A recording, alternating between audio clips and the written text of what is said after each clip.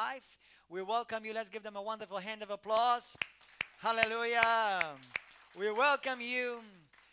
And thank you for joining us today online as well. Praise God, from different parts of the world. Let's go to the book of Jeremiah quickly. Book of Jeremiah, chapter 1. For this past week, the Lord has put it on my heart to actually share my testimony. In 12 years of the ministry as a pastor, doing the work of a pastor, this was only the second time I will be actually sharing my testimony. And there are two reasons that I felt the Lord telling me to share my testimony. Number one, many people who come to church, and here we meet every Wednesday and every Saturday at 7 p.m. and every Sunday morning at 10 a.m., have never heard my testimony. And the second thing is because we're also in a season, a very interesting season. There's a lot of transitioning happening. God is bringing divine alignment into the body of Christ and into this church. God is also cleansing. Hallelujah.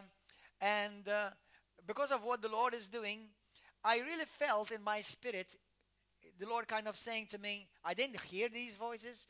I do sometimes hear God speaking to me, but it was something, an impression. It's called an impression.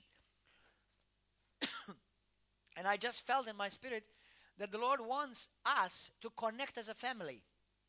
Amen. If I am the spiritual father of this house and my wife the spiritual mother, then God wants us to connect as a family. Many people come to church and they are just members here. Okay, you're welcome. But God does not want to raise up members. God wants to raise up sons and daughters. Amen. Hallelujah. And yes, we are all children of God through Christ Jesus our Lord. But then there is the congregation, the local congregation. And the local congregation is that immediate family. And obviously, I'm the spiritual father to this house because obviously most of you, the majority of you, I have led to the Lord. And God has given me the grace, and God has given you the grace. He's planted you here, and by God's grace, I raise you up. And by everything and everybody also helping around. Obviously, not by myself, because there's plenty of work to be done. But one of the reasons is for you to connect. That you know really your pastor. You know who I am. Who is this guy, after all, why does he preach? Why does not anybody else preach? Why is he the leader? Why is not somebody else the leader? Leader. The word leader is a very big word. And sometimes it's also a dirty word. We are servants. Amen. The biggest in the kingdom, Jesus Christ, serves. We serve. That's it. Hallelujah. Do you want to be a good leader? Serve. Hallelujah. Serve. That's it. So, I use that word. It's not actually, it's something that more the world uses. It's in the kingdom, there are no leaders. In the kingdom, there are servants. We are sons that serve. Amen. But the Lord wants us to connect. God wants you to connect to my heart, not just to my mind or to the new anointing or, because it's a nice place here. They have nice seats, comfortable. That's not what church is all about. Amen. And the second thing is also because we don't just meet because we have nothing else or nothing better to do. There is a vision that God wants you to know. And He wants you to know that what you're part of. And I will be sharing about it more next week by God's grace. More in detail, the vision of our ministry, which is called Nations for Christ. And our churches are called River of Love. But, I want you to know this. God wants you to know this. Why do I come to River of Love? Why don't I go to the church down the road? Why don't I go to the one in the other village? There is divine alignment. There are divine connections in the kingdom. Amen. Hallelujah. Praise God. And there are good churches you could go, but God, the Bible says very clearly in 1 Corinthians chapter 12, 28, and also chapter 12, verse 4 through 8, talks about God has appointed, has set, has choreographed, means actually in the Greek, He has choreographed, He has divinely set in the body of Christ, each member. That means if He set them, just like God has chosen to put my nose here, not under my armpit. There's a reason. Okay? We all are set in a divine order. There is a divine setting. There's a design in the body of Christ. Not just things don't just happen by purpose. There's a divine purpose. Amen. Say this after me. I'm not here by mistake. Even if you're a visitor, you're connected to me now for the rest of your life. And I'm connected to you. Hallelujah. Even if you're a visitor. We've had many visitors. And they go back to their countries and they remain connected to us. You know. So, go to Jeremiah chapter 1, verse 5. Hallelujah. Verse 4. Let's start from there. The word of the Lord came to me and saying, before I formed you in the womb, I knew you. Isn't that amazing? You know, my mom comes to church here. My dad used to come to church. Now he goes to Heaven's Church.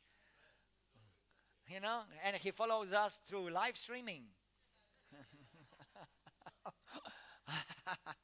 Hallelujah. So, but isn't that amazing that before mama knew me, God knew me. Before mommy knew you, God knew you. Hallelujah. Thank you, Lord. Before you were born, I sanctified you. I set you apart. That means I already had a purpose over your life. I already chose. You're not a mistake. No matter how you were born, whether you were born in a marriage, in a wedding, whether you were born through rape, God, nobody makes babies. God makes babies. You just cooperate with Him. That's all. Hallelujah. And I know some of you like that couple that they love cooperating with God. Hallelujah. Thank you, Jesus. He's gonna get to me afterward. I can tell that. Hallelujah. So that's praise God. That's how, you know, if you don't know how to evangelize, make babies. That's how we grow churches.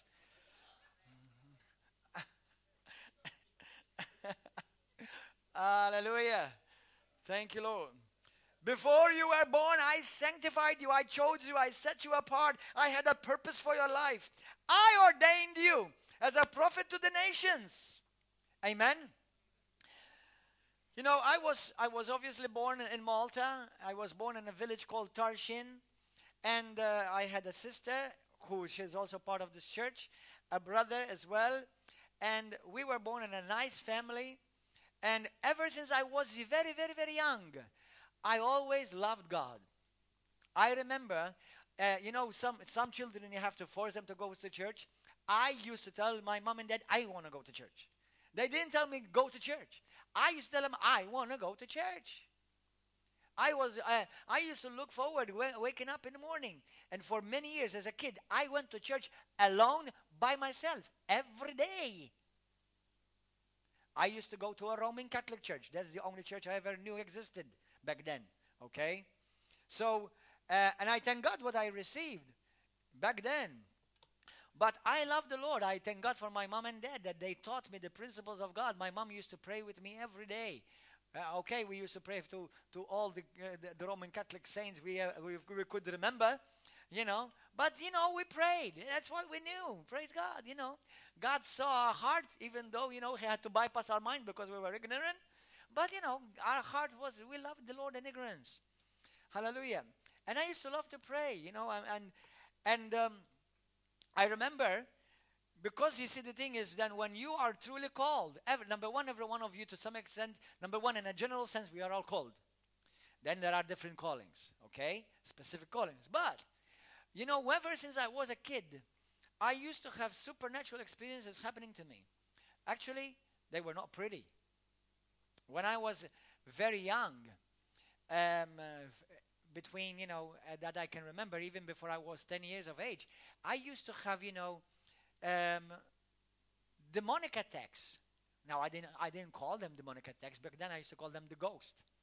Because we were taught in our folklore and tradition that there are ghosts in houses, you know. And, you know, and because I also was brought up watching Casper the Friendly Ghost, I thought they were, you know, our good friendly neighbors, you know.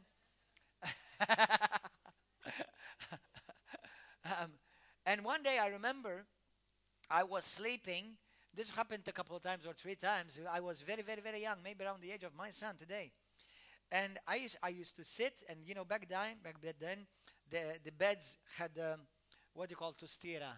The back of the bed, they were bed rest. It was wooden. And I would be sleeping. I would be hearing this. And I would be freaking out.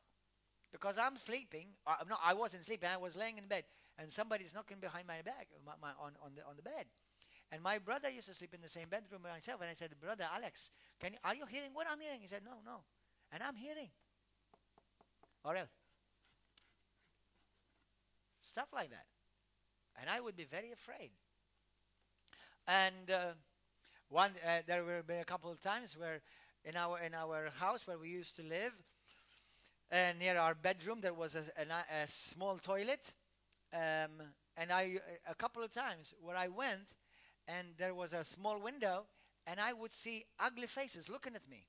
Now, some of you may say, but you were imagining, you were just a kid, Well, you're going to find out what I was imagining or not. I'm sure there are certain things that, we as people, generally, we do imagine things, especially if we have watched a movie, we've been impressed and stuff like that.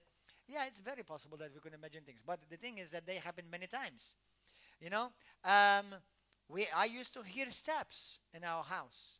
Back then we knew nothing about the power of the blood of Jesus. We knew nothing about the power of the name of Jesus. We knew nothing about the anointing. We knew nothing about this. We just heard something, and we just have to accept it and get used to it. That's what we were taught, And but I remember as I grew a bit older, around the age 16, 17, I remember something that scared literally the hell out of me, as the expression literally goes. I remember I felt somebody, I was sleeping, and somebody stood on my bed on one side. My bed went down from one side and laid on top of my body. It was scary. And tried to abuse me.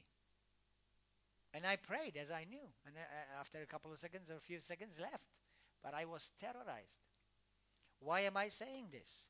Because when you have been chosen by God, Satan knows it. And he will try to stop you. He will try to torment you. He will try to intimidate you so that you will never come to the fulfilling of your ministry. You see, the thing is this. Many people are filling up a church, but they're not fulfilling their calling. They are filling up a chair, but they're not fulfilling their destiny in God. Amen? God does not just want you to fill a chair in the church. He wants you to fulfill your calling and your ministry. Obviously, it's never separate from the church because we have to work as one. Okay? But I want to be aware of these things. Then when I was at the age about 7, I used to go to catechism, Roman Catholic catechism. I remember they chose me to do the role of Jesus. Jesus lost in the temple. Sometimes I do feel like I'm lost in the temple still.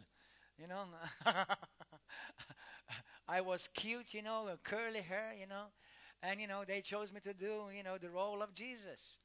And we did it in the youth center in Tarshin. You used to call in Maltese Circlu. And I used to tell my mom and dad, don't come and watch me. I want you to come and see me, because I was afraid. I don't know why. I was shy of my mom and dad. I wasn't shy on anybody else, but I was shy of mom and daddy. And I told them, don't come and see me. I remember it till this very day. It's very vivid in my mind. But, I mean, if you believe in coincidence, you can say this is all coincidence. But I don't believe in coincidence. At the age of 7, I was chosen to do the role of Jesus. And I loved it. But then around the same time, I was praying, because I always was very God conscious. I was very God conscious. I was praying one day, and I was on a bed in our extra bedroom. We had an extra bedroom under the staircase. We no longer live there. Obviously, we haven't lived there for thousands of years now. But I remember I used to go there and sometimes have a siesta in the afternoon. And I was there. I used to go and pray, as I knew. I'd go on the bed. Literally, I would go on the bed and I would pray. I'd pray. Just go and pray, as I know. And I remember I had a very vivid vision of hell. And I saw a cliff with a valley. I remember it so clearly. I mean, I've been saying this all these years, and I remember it so clearly. And on this cliff like this, I saw many, many people, and they're being shoved. You know how somebody's trying to push you, and you're going like this? No, no, no. They were all, being shoved and falling into the fire. and screams of torment. And I was terrorized. I was terrorized. I was about the age of 7. And at that very moment, I prayed something that nobody in his right mind would pray it. Something supernatural, I believe, came over my spirit. And I remember that day, I said, Lord, please use me, that those people will not go to hell. Please use me, Lord, that somewhat, that these people will not go to hell. And then I prayed a prayer, which today I won't pray. And I said, Lord, if it be possible, take me instead of them.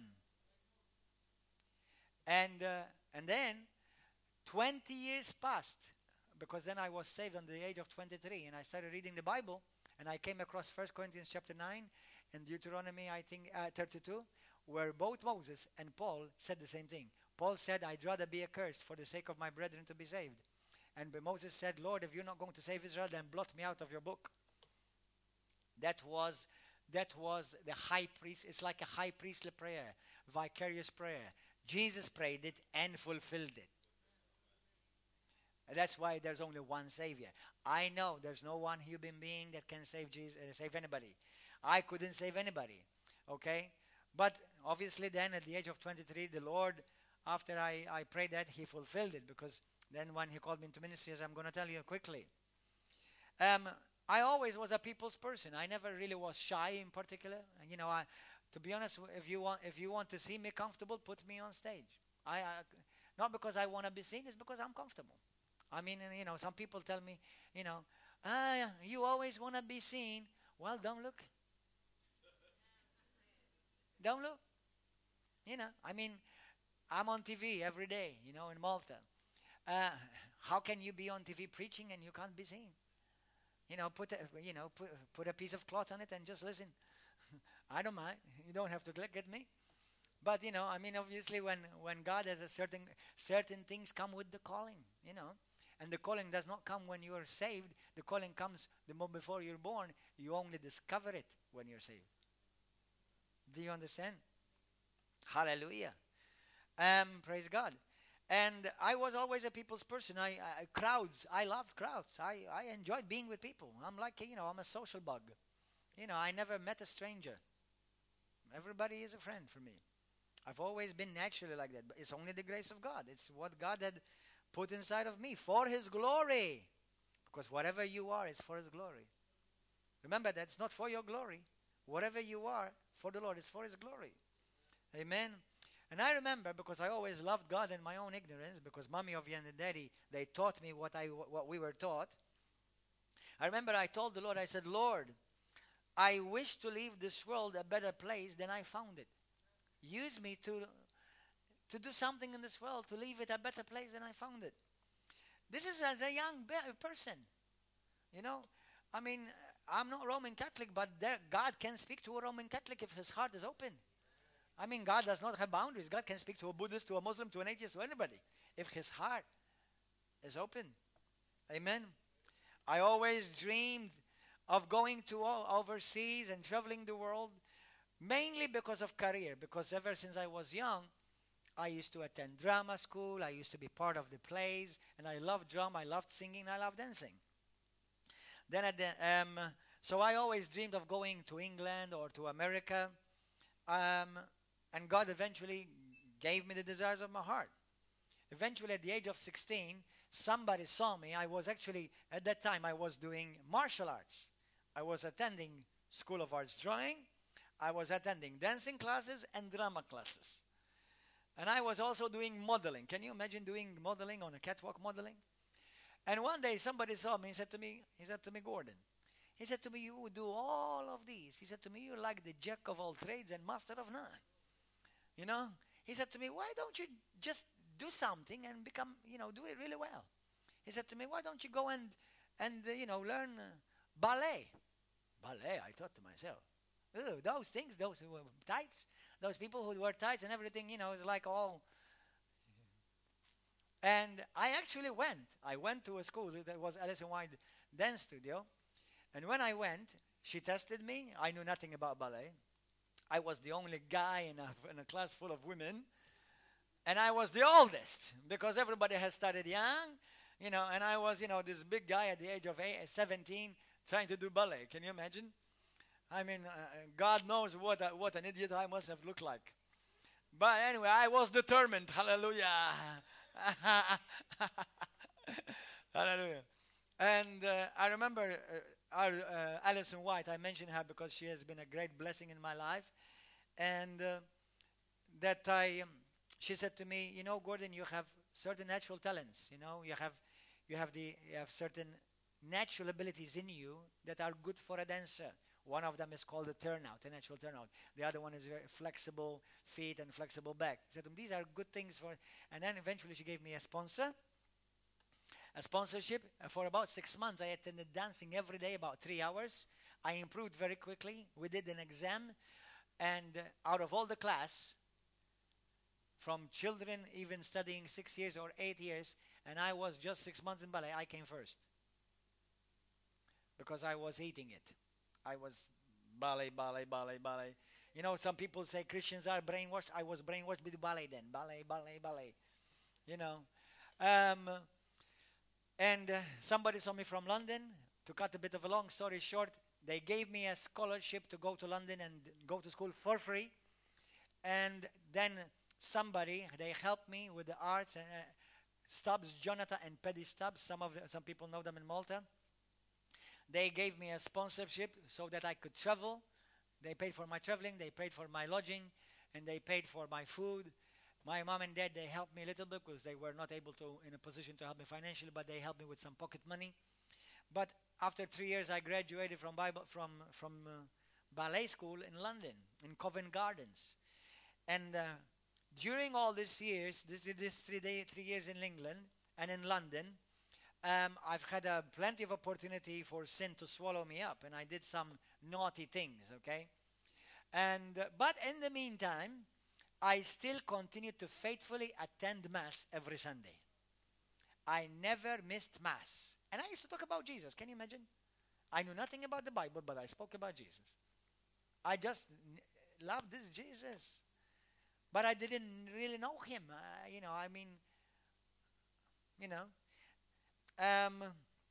So I remember after 3 years, there was actually a lady, her name was Lady Macmillan. I don't know if anybody of you have heard of her. She was involved with all the West End musicals. She saw me, she recommended me, and she also recommended me at school in San Francisco. I ended up going to San Francisco for 1 year of postgraduate course, and I stayed in America. Now, in the meantime, I started looking for a job. And there was a problem because back then Malta was not part of the EU yet. Malta was not part of the EU yet.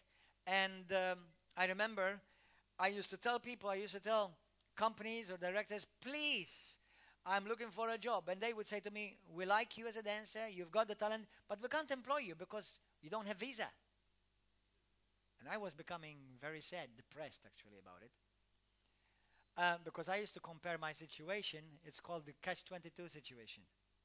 Because where you have the goods, but where you live is the only country in the world that cannot offer you. And I used to think to myself, what about if I wanted to become an astronaut? And there's no, space center in Malta. I know many people are spaced out, but no space center here. What would you do? So that's how I thought to myself. There was no professional ballet companies in Malta back then. And so eventually at that season, in that time of my life, I became the first Christian ballet, I became the first male ballet dancer in Malta. Later on when I got saved, I used to say I am the first and the only male Christian straight Maltese ballet dancer from Malta. I've got all those titles. It's for you, anybody to fill them up. It's going to be very hard. Christian, straight, male, Maltese. So until this day, I think nobody has ever beaten that yet. So hallelujah, praise be to God. So Anyway, I ended up going to San Francisco, and I was looking for a job, and there was this the company. It was called Dance Through Time, this company. And they offered me a job, but they said to me, we can't employ you once again. They said to me, because to employ you, we need to get you a visa, and to get you a visa is very expensive for us. It's not worth it for our company, so I'm sorry, we cannot hire you. Once again, I'm becoming more depressed. I'm becoming desperate. This dream of mine is becoming like fading away. Fading away. I ended up actually finding another thing that God eventually opened the door for me to go to dance with Houston Ballet. Houston Ballet is one of the top 3 ballet companies in America, with millions of dollars in endowment every year. I think their budget back then used to be about $5 million, and I'm talking in the year between 1995 when I was there, something like that. No, 1995 I was there, because that's actually the year I gave my life to the Lord. I was in Houston Ballet. This was a big company. I danced with them. I was a student worker. They used to give you a little bit of pocket money. And in the meantime, I'm desperately looking for a job. And I'm praying as I knew. And I was traveling one day. Somebody said to me, why don't you go to Arizona? There's a ballet company there. They may like you. And I went, and I traveled about 23 to 25 hours with Greyhound bus. One way, and 23 hours to 25 hours backwards. And I was there, and I danced, man, like Baryshnikov, you understand? I danced really well. And the director, he was from Greece, and we became a bit of he kind of had a liking to me, not only because I was a good dancer, by God's grace, but because I was also Maltese, because they told me we're neighbors. I'm from Greece, you're from Malta, I'm neighbors, and especially from America, Malta and Greece are neighbors, okay, because we're close. On the map, it's just about one finger away, okay.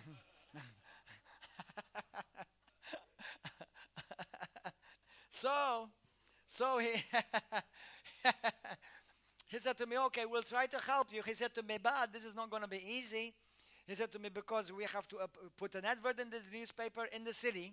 We have to say that we're looking for this position, and then nobody that applies is going to be able to fill it. And if nobody fills it, then we can say to the U.S. Department that nobody filled this place. That's why we need Gordon.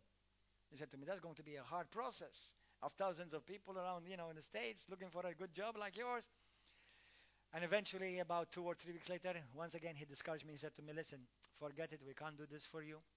He said to me, once again, it's too much work for us, and it's going to cost us a lot of money, the company. And that's where I finally almost gave up. But in the meantime, because what happened is this, I went home, something happened in between, and I'm going to tell you right now, and while I'm home, I'm thinking about suicide now. Now, I thank God for my mom and dad, that they taught me about hell. And they raised me in the fear of God, at least how they knew. But I'm thinking, I'm contemplating seriously suicide, because I'm thinking, I was born, and my life and my dream will never be fulfilled. Okay. And I thought I was not seeing any hope, and I was becoming very depressed. And one day, while I'm contemplating suicide, I was remembered what my mom used to teach me about hell. Be careful. If you suicide, you may go to hell. And I didn't. But praise be to God, while this is happening, God in His grace stretched forth His mighty hand. Because on the Greyhound bus, I sat down, and this old lady, bless her heart, I think she may be in heaven today. I don't know. If you are not, please send me a text message if you're watching this. But her name was Maria Liliana Torres. She was from Mexico, and she lived in San Antonio or Austin, Texas. I think in San Antonio. She lived there, and she sat beside me. She was about the age of 70 back then already. She was a little lady, but full of God. And she started talking. She said to me, can I sit beside you? You look friendly. And I was friendly. It was, God made me that way. And she started talking to me about Jesus like somebody has an affair with Him. And the way she talked to me about Jesus, I said, man, this woman, it's like, does she have an affair with Jesus the way she talks to him and about him? It's like she's so in love with this Jesus. Like, man, I've never heard, with all due respect, I've never heard any Catholic priest. I've never heard any nun. I've never heard anybody in my life talk to me about Jesus like this woman. What's different with her? And she really touched my heart. But when she said to me, why don't you come to our church? And I said, no. I'm Roman Catholic. I'm happy the way I am. You know, that's what I said. She said to me, don't worry. She didn't try to change me. She just loved on me, and she told me about Jesus, showed me the word. But she did say to me, she said to me, listen, why don't you come? We'll come for you. You'll enjoy it. In our church, it used to be called Houston International Christian Fellowship. We have people from all backgrounds, from different parts of the world, and even from different backgrounds of different religions. And I thought, okay, doesn't sound bad. And I said, nah. We had a friendly conversation, but I ended up actually, we arrived about 23 hours later in Houston, Texas, and on the what do you call it, the speaker, on the PA system in the station, they said, Gordon Manché, come to the information booth. And I got the phone, and the friend, her name is Margarita Neff. She used to love the Lord as well. God put these people in my path. Margarita Neff. And she called me, said to me, Gordon, I can't come and pick you up because my car broke, or I can't pick you. I don't know exactly. I don't remember 100% what was the reason. But she said to me, just, get a taxi or get a bus. And I only had 1 quarter in my pocket left. 1 quarter, they call it 1 quarter in America. It is 25 cents. And it definitely was not good enough for a taxi or not even a bus. And when I considered walking from downtown Houston, Texas to go home, okay, I thought downtown Houston, Texas, back then, I don't know now, it was a rough area. Drunkards there, drug addicts there, and rough people. And I thought, man, I don't think I want to risk myself, a ballet dancer, walking down the street with all those people. It's like, releasing a cat in the middle of a bunch of dogs, And I was afraid. I said, what am I going to do? And I literally said, Lord, what am I going to do? and I was sitting on a bench, and this lady, Maria Liliana Torres, she came to me and she said to me, is there anything we can do for you, help you? She said to me, I said, listen, oh, bro, I'm stranded. I'm really messed up now. She said to me, because the friend who was going to come and pick me up, she's not coming. She said she can't pick me up. She said to me, don't worry, we'll take you. We'll give you a ride. And at that moment, I thought she was like an angel. And she took me home, and they were so sweet. They were so loving. They were Christians, born-again Christians. And they loved me. They left hell out of me, and they loved me out of hell. And then she said to me, so are you coming to church? And I thought to myself, man, these people are irritating. They're sweet, they're loving, but man, they're too much, How many times are you going to tell me? But I felt obligated now. Because you're being nice, you're being sweet, you're being loving. You didn't tell me anything bad. You were nice, you were friendly, you offered me to give you a ride. And I thought that between me and myself, I said, listen, I'll just go. I'll get rid of this. I'll just do my duty. I'll just pay back my debt. I'll go once, and I'll never go again. So they picked me up on a Sunday morning to take me to their church. Boys, please sit down. Okay? And they came and picked me up. And when I entered, they were about a group of 50 people. And when I entered in this church, I said, this is not a church. This is just a room here.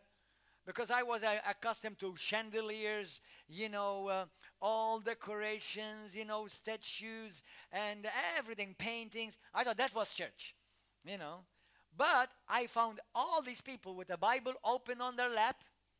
Bible was open on their lap and loving God. Now, they were conservative. They're not loud like us. We scream, we clap, we lift up our hands. They love Jesus, but they were conservative. It's okay. Nothing bad with that.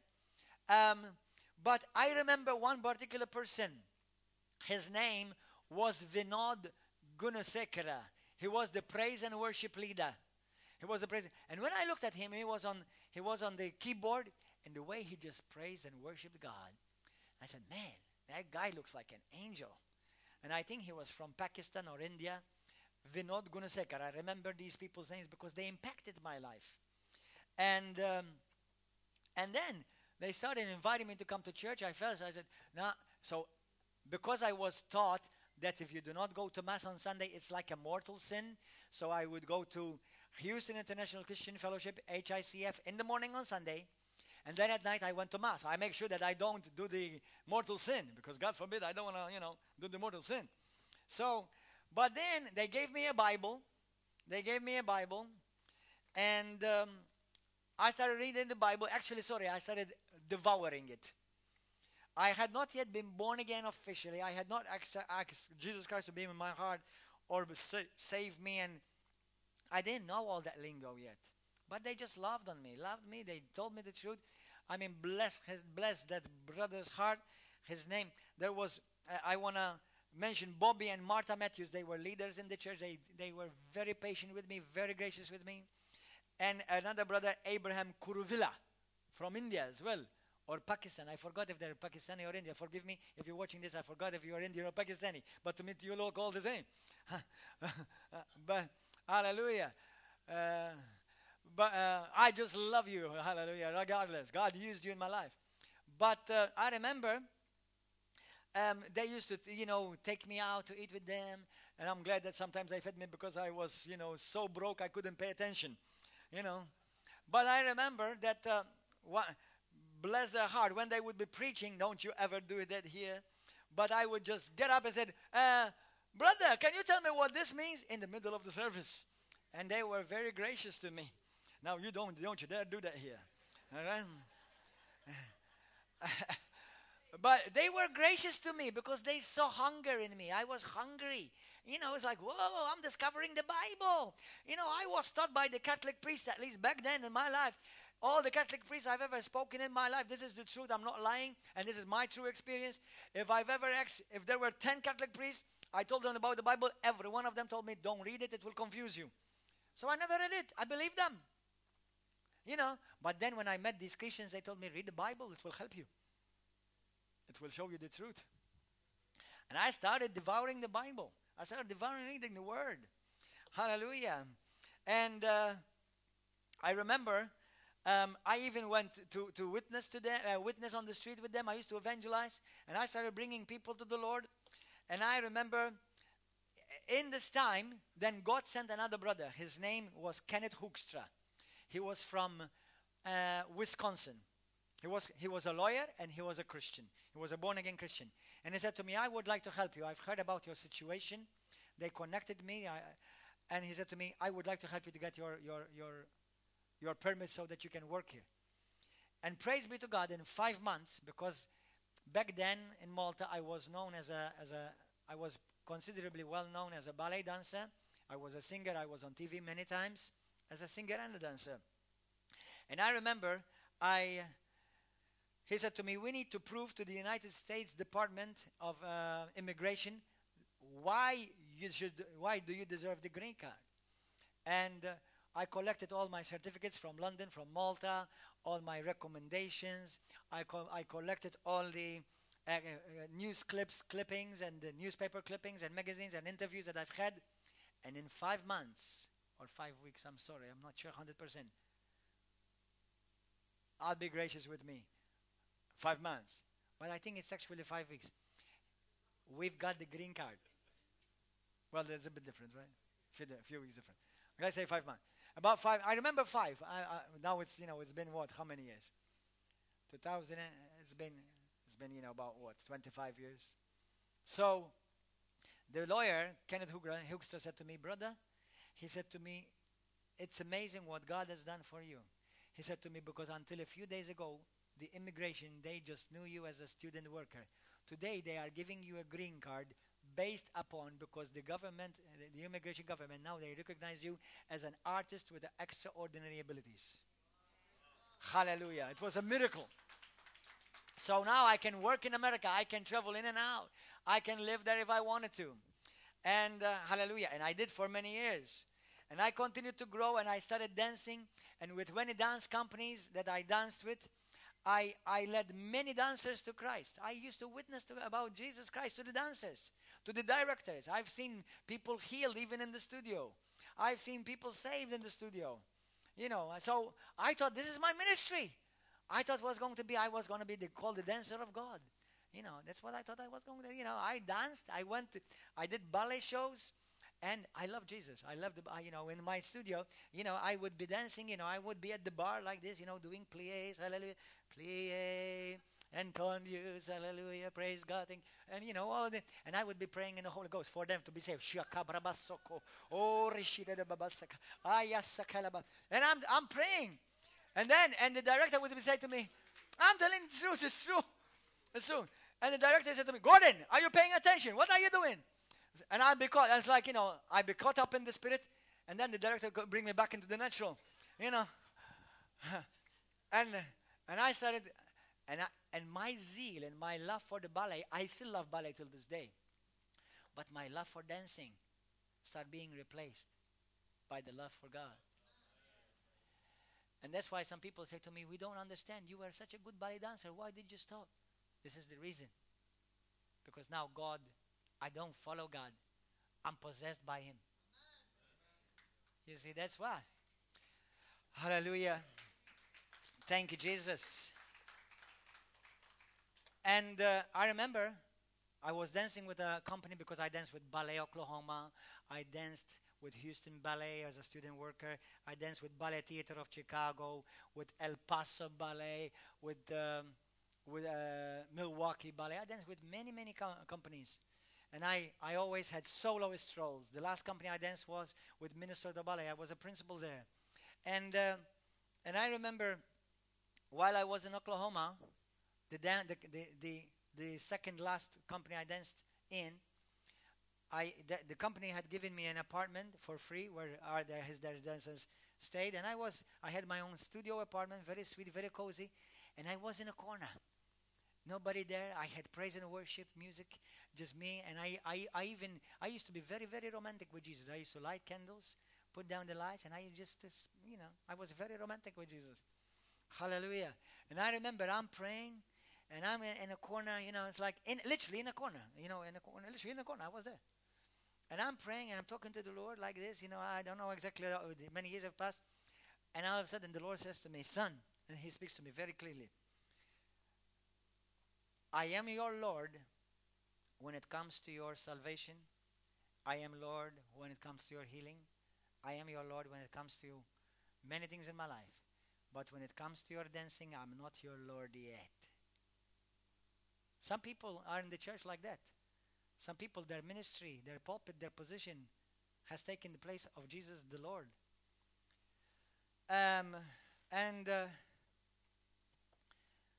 He said, and immediately, obviously, I knew what He was talking to me about. And I said, okay, Lord, I surrender that. What do you want me to do? I'm sorry, forgive me. Obviously, you're talking to me. There's nobody else here. I'm the only one. So I surrender that. If it's been my idol, because I used to think that I was going to die a dancer. I never thought of pastoring, evangelizing, or being an evangelist. I never thought about that. And in that moment, the Lord spoke to me, I am calling you to full-time ministry. But first, I want you to go to Bible college. And I said to the Lord, Bible college? You're going to send me to school again? Oh, Lord Jesus. Going to school. Oh, man. I mean, I love school, but not that much. I just did what I had to do, got my exams, and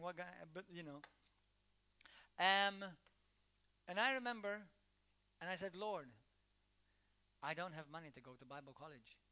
He said to me, I have already provided for you. Not I'm going to. I have already provided for you. To cut a long story short, when I went to Rhema, and he said to me, where to Bible school? To Rhema Bible College. And I'm going to say this for anybody who wants to receive it. I don't care if you don't. But he said to me, I want you to sit under my servant Kenneth Hagin before I take him to heaven. 3 years later, after I graduated, he went to heaven. And I remember, as I was praying and saying, Lord, I can't afford it to go to Bible college, because back then it was about $300 just tuition, apart from where to live and feeding yourself and traveling. He said to me, I've already provided for you. One person, I'm going to give you this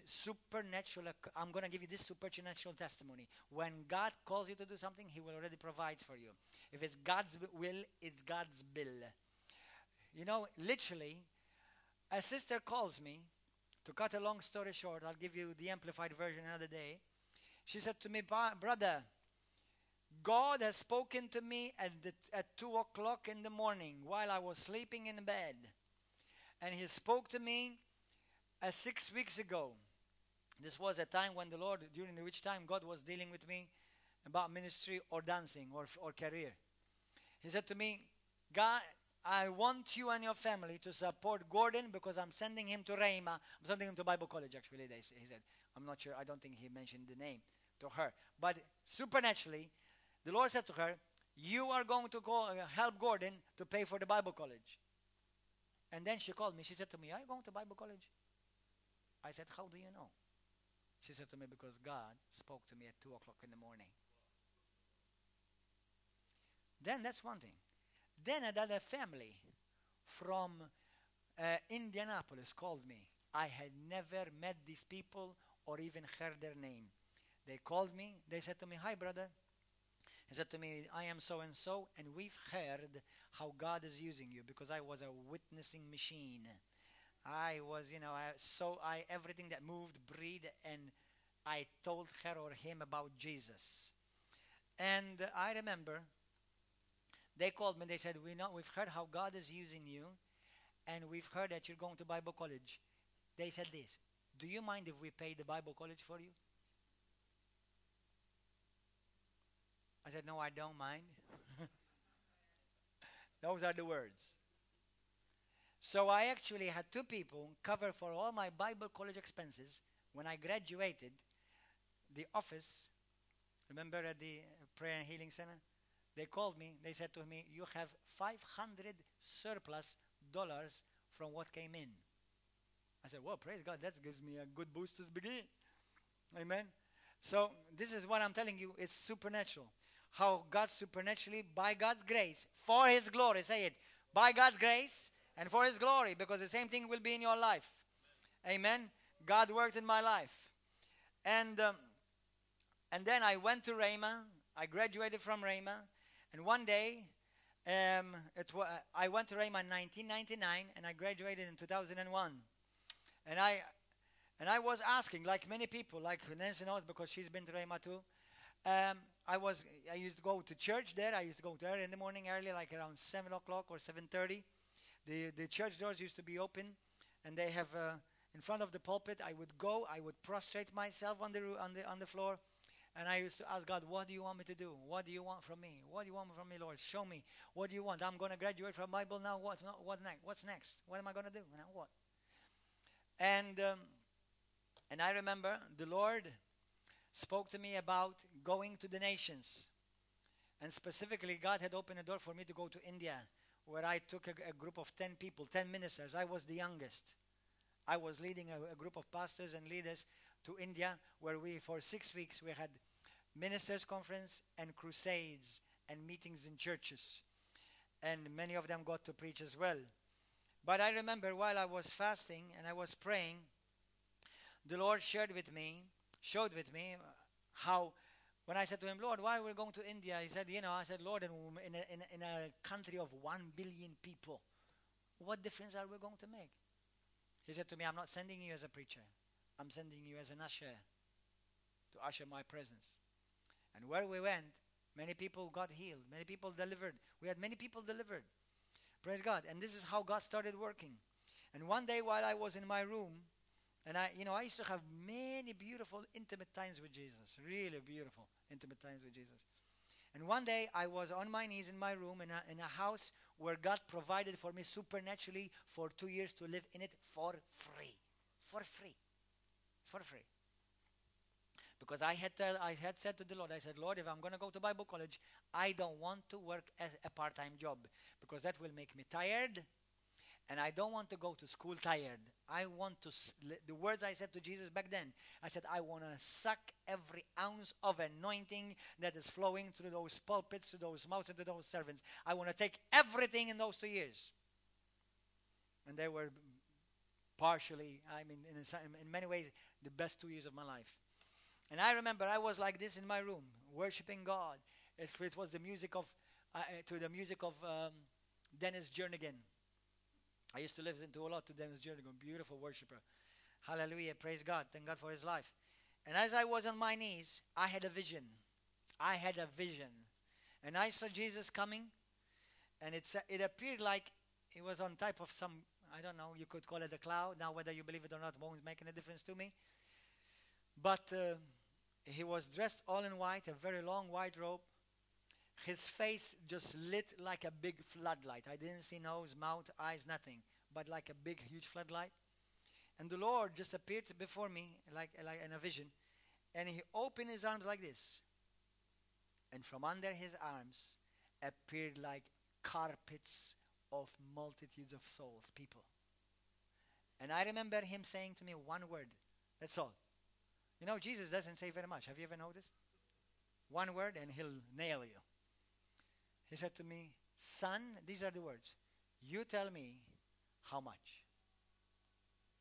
And he reminded me of Psalm chapter 2, verse 8. Ask of me, and I will give you the nations as your inheritance, and the ends of the earth as thy possession. And this is where the ministry, Nations for Christ, was born. That's why our Nations for Christ is now in America, Malta, Italy, Uganda, and spreading further. Okay? And then the Lord started speaking to me about going to Malta. And I give you my honest, sincere truth in my heart. I never want to come back to Malta. But one sister, Rhonda Evans, you messed me up, sister, if you're watching this. She used to tell me, your wife is in Malta. Go to Malta. Your wife is in Malta. My niece also. My niece, one day I was talking to her on the phone. And she said to me, Uncle, your wife is in Malta. And I listen. When children speak, I listen.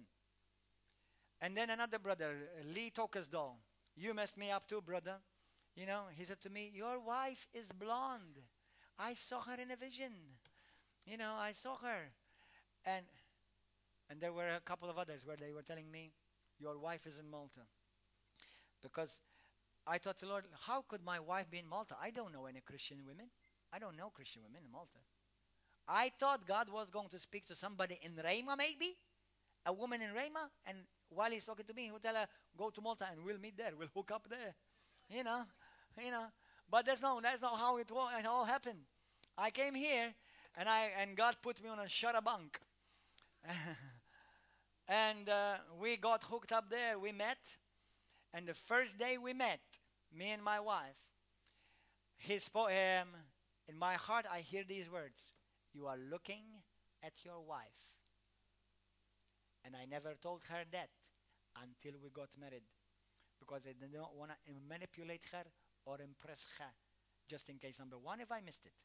And number two, I don't want her to marry me because some imaginative thing. If it's truly God, God will work it out. That's one thing you don't want to miss in your life. Amen. Now, for those of who did, there is grace still available. But don't mess it up the second time. Amen. Hallelujah. But anyway, so praise God. So I came to Malta. I met my wife, and we started courting, and we had Brother Joe Finneclaudi helping us with counseling, premarital counseling. We had Pastor Joe Finneclaudi, Mary Bartolo, and Fred Bartolo. They helped us out, and we were a big project for them. Because both myself and my wife, we are leaders. You know, and my wife was a very well-known psychologist in this nation. And bless her heart, obviously she had to be challenged in many ways, because obviously even though she loved God, but thank God her heart was very open for the Word of God. And I remember when I came here, the Lord said to me, before I came here, I wanted to start the work in Malta. I'm sending you to Malta for a season. And in my mind, I thought a season, okay, 3 months. Okay, so we got, or 4 months. And so you got 4 seasons in a year. So I'm going to be about 3 months and I'll come back to America. It's been here 12 years this season. I've been here 12 years. So out of Malta, me and my wife, we started a group together, about 25 people. We invited a bunch of people. 25 people came. Some of them were of my family members. And when we went to America, we were getting ready to be married. And a brother, Paul Goulet, we were in a church. We were attending Holy Spirit conference there.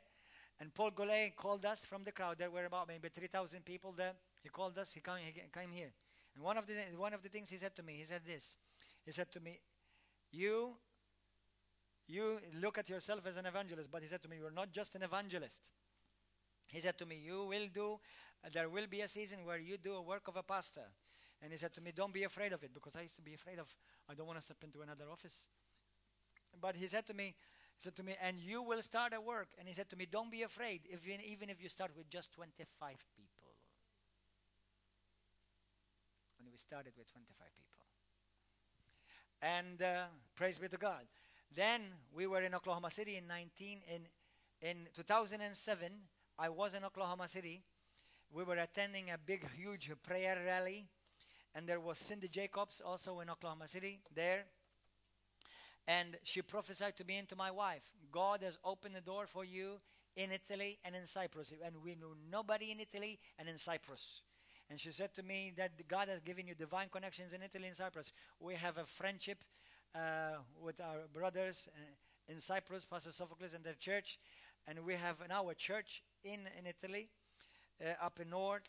And also, these things happen.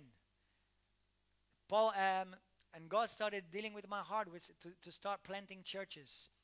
And then, I remember, 2 years ago, we went a group from here, about 30 people, to a big conference of Guillermo Maldonado. He's a very well-known international apostle.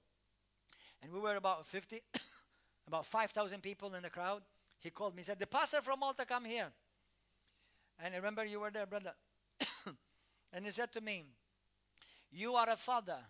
You are a spiritual father in the body of Christ. And you will father many sons and many daughters. And even leaders will come to you. And they will come under your ministry. And he will bring them even from afar. He will bring them even from overseas. And they will come and be part of this ministry that God is raising in your life. And he said to me also, God is raising up. And he's bringing businessmen to support the vision that God has given you for the nations. And then he said to me, and you will start many churches. And this has not been the first time that many people have prophesied and seen the apostolic grace over my life. This is not a title, it's a grace, it's a work. Amen. Hallelujah. And this is how it all worked out, brothers and sisters. And now where do you come in? Well, what is now the vision of Nations for Christ? Why is River of Love? You know, when we started River of Love 12 years ago, in 2006 we started it, about, April, something like that. We had started a bit before, but kind of officially started around April of 2006. And I remember we were asking the Lord, what name are we going to give our church? Now we have churches, by God's grace. What name are we going to give our church? And I had this thought. God speaks through thoughts. When I saw the throne of God, and there is a river. It's spoken of in Ezekiel. I saw a river flowing from under the throne of God. And I said, that's what we shall call it, the river. And because God is love, we shall call it River of Love. That's where River of Love was born, brothers and sisters. And you are river. You are part of that river that has been prophesied. You see, why am I telling you of this? Because you are not here by mistake. You don't come to this church because this is the closest church you attend. Oh, I like to go to church. It's just close by my house. You know, you don't go to church here for that reason. You understand? Because you have been divinely hooked up and called to be hooked up with this ministry and with this church family. Amen? There are divine connections. And I'm going to tell you something. For you to be saved, you only need a relationship with Jesus Christ, be born again. But for you to fulfill your calling, you need to be rightly connected. Because where you are connected to the body of Christ will make all the difference in your life, in your fulfilling your calling. Amen. You don't choose where God connects you. You don't choose who is your pastor. You don't choose that. God chooses that. And let me tell you something. Wherever God places you, you will be challenged. You will be stretched. Amen. Because God wants to grow you, not to puff you. Amen. And growing with God first begins this way. Squeeze. Amen. And what is our vision? I will talk about our vision in greater detail the next time by the grace of God. What's our vision? Our vision number one is to raise up leaders in the body of Christ. World changers. People who have a vision to transform their nation, not just to sit in a four-wall church. This is not the vision of God. This is what we're raising up by God's grace in this place. Every Wednesday, every Saturday, every Sunday morning, the Bible College, Nations for Christ Bible College. Okay, we have the Bible College through our TV station, which is called the River Christian Channel, IPTV channel. Through our TV program, which is called Hub Beitek, I've Loved You in Maltese. Through our YouTube channels, this is what we're about. We're about influencing nations with the gospel of the kingdom. Amen, hallelujah. Because many Christians pray, but they know nothing about it. That's what we believe. We believe when we pray, thy kingdom come, thy will be done on earth as it is in heaven. Hallelujah. This is what we preach. This is what we live. This is what we breathe. Amen. We do not just follow God. Amen. We do not just follow Christ. We are in Christ. We are one with Him. 1 Corinthians 6:17, the Bible says, if you belong to Christ, you are one with Him. Amen. We are one with Christ. That's why we work together. Independence in the body of Christ is not a gift. It's a curse. Did you know that? No, we are codependent because we have to operate as a body. There's no the gift of independence in the body of Christ. You're independent from sin and from Satan, but you are dependent on the rest of the body of Christ. And that's how the whole body grows fitly together in maturity so that the glory of God will fill the church of God. Amen. Hallelujah. So what is our vision? Our vision is to see souls of all classes, presidents, prime ministers, political leaders, in the police corps, in the fire corps, and in every area, coming to know the love of Christ, coming to experience Jesus alive. 2, to raise up leaders and to see the fivefold ministry being raised up. My vision, by the grace of God, I want to see apostles being raised. I want to see prophets being raised. I want to see teachers being raised. I want to see pastors being raised. I want to see evangelists being raised. Not so that they will say, this is my ministry. No. That this is about my calling for God's purpose and for God's glory. And to the building of the church, not the building of my ego. Amen. Hallelujah. Praise God. And whatever facet you serve in the kingdom, it's not about you. I am not irreplaceable. Pastor Gordon John is not irreplaceable. I am special, but so are you. Amen. I'm not super special more than everybody else. No. I am special because I am loved by God. But so are you. You don't need to compete with me because the grace and the calling of God for you is cookie cutter and specifically made just for you. You don't need to be jealous for me because what God has put on my life is not for you. God has something brand new. Why do you want my anointing? Why do you want my calling? God has something original for you. Why do you want to be a copy? Amen. Hallelujah. We are not in competition with other churches because the grace and the calling of this church is different than others. God bless them that God has given them their vision. May they fulfill it. And we will be careful that by God's grace we fulfill this. Amen. Well, that's why we are not in competition with any other church. We're not in competition with any other ministry. That would be dumb. It would be really dumb. Amen. And our vision is to start churches all over Europe for sure. There will be people who will be sent from here and they will start another river of love in another nation. They will go to Italy. They will go to East Europe. They will go to West Europe. They will go to North Europe. They will go to Africa. We have churches right now that we are in connection, that actually right now they're under this ministry in Egypt as well in Tunisia. Do you understand? But there's much work to be done. Much work to be done. Much work to be done. That's why we have 2 orphanages in Uganda. Much work to be done. That's why we have a church and other home groups. We have home groups in Malta. That's not like a home church. But the thing is this: stay connected. Stay where God has placed you. Stay healthily connected. Stay in a healthy way. Don't covet anybody else's gift. You'll miss yours. And you'll live miserable. We are not in competition, but we complement one another. We complement one another. What may be lacking in me is maybe a strength in you. What may be lacking in you may be a strength in me. Amen. We're one body. And we're here. Our purpose. Listen, the Bible makes it very clear. God created man for his glory, not for man's glory. We are here for God's glory. Amen. Hallelujah. Praise be to God.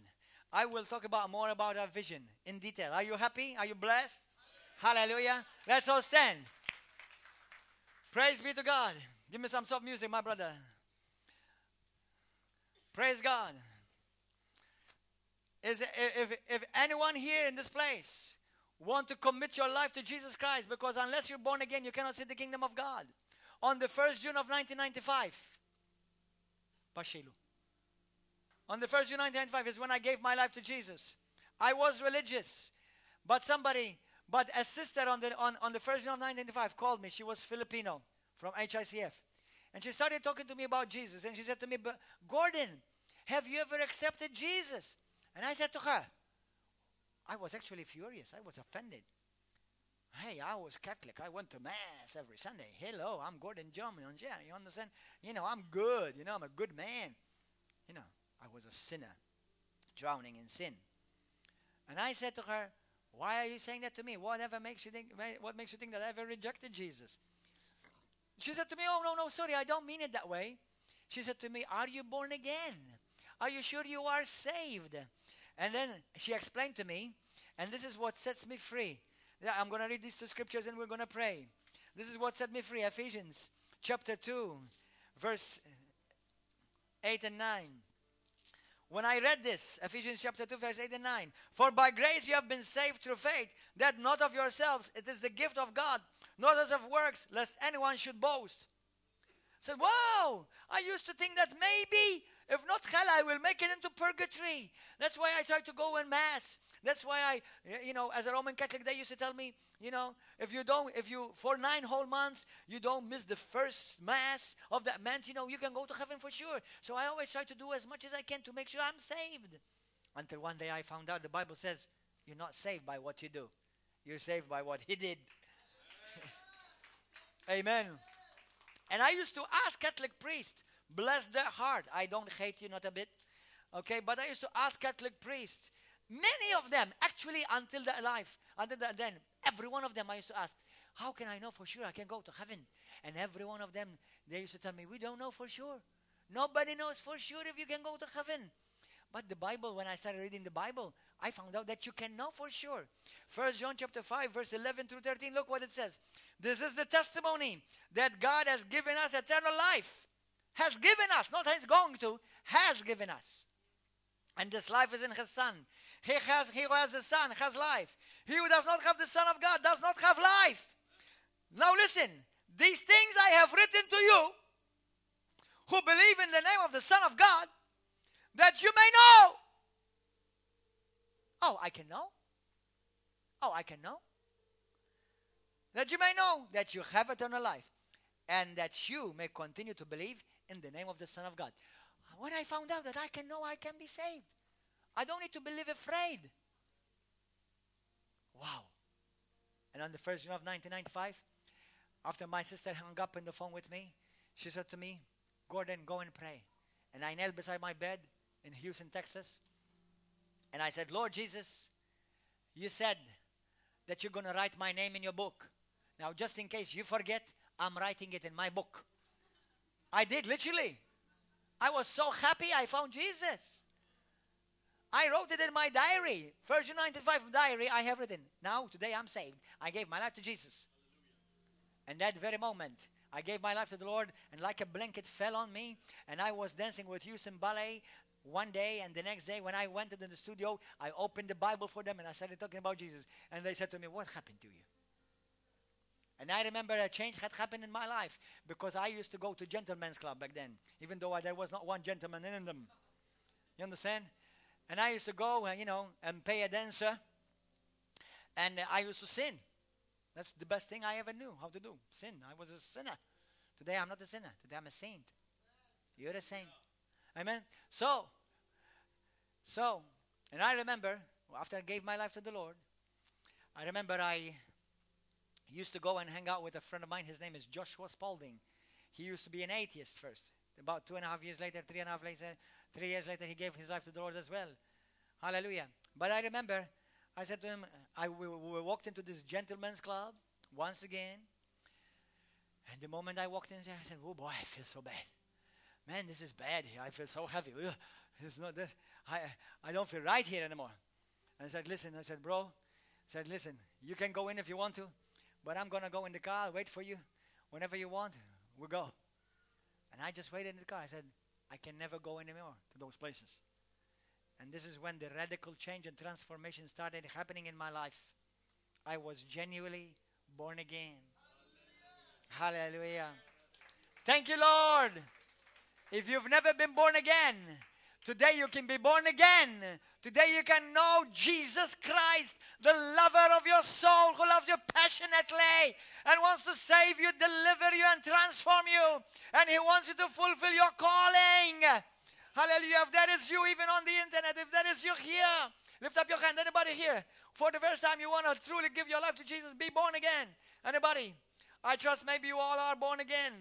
If you maybe say, Pastor, today I know God has placed me here. I know that I am divinely connected to the body of Christ, but my immediate connection, I know for sure today that it's River of Love, and I want to commit to this vision, and I want to commit to this ministry. If that is you, lift up your hand. Anybody here?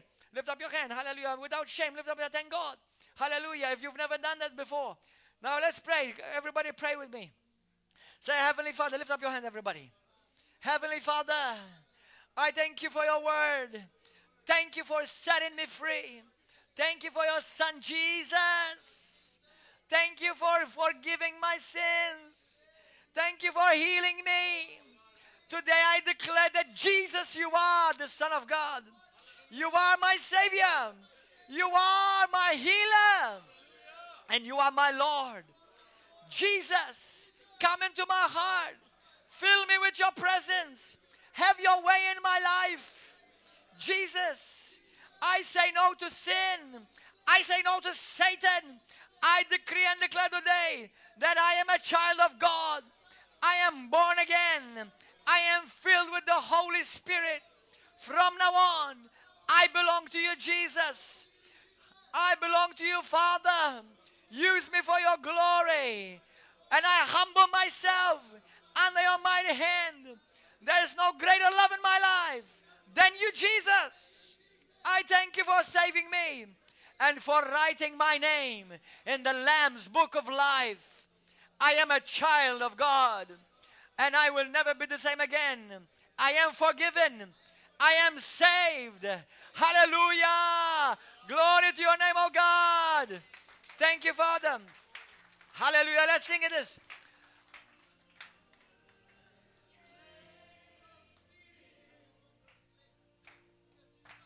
I am a child of God. If you need prayer, come to the front right now.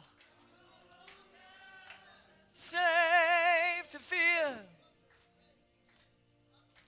I am a child of God. If you need prayer, come. If you need prayer, come. I am a child of God.